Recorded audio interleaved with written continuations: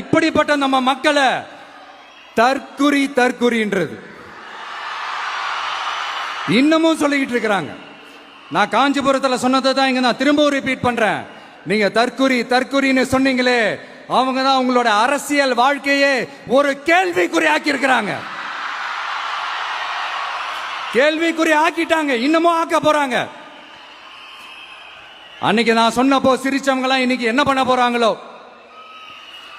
உண்மையை சொன்னாதான் அந்த கூட்டத்துக்கு கசக்குமே.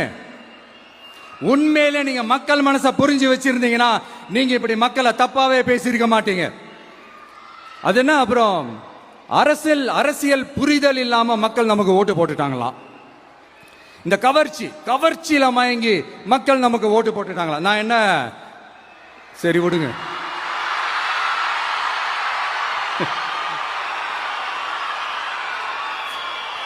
மக்கள் அவங்களுக்கு ஓட்டு போட்டா அந்த மக்கள் நல்லவங்களாம், அதே மக்கள் நமக்கு ஓட்டு போட்டா அந்த மக்கள் கெட்டவங்களா, தற்குறியா. இதே மக்கள் தான் இத்தனை வருஷமா உங்களுக்கு ஓட்டு போட்டுட்டு இருந்தாங்க. உங்களுக்கு மட்டும் என்ன, வேற ஏதாவது பிளானட்ல இருந்து குதிச்சு ஓட்டு போட்டு போனாங்களா? தற்குறியாமா, தற்குறி நல்லா வருது, வேணான்னு பாக்குறேன். எங்க அண்ணன் விஜயகாந்த் அண்ணன் சொல்ற மாதிரி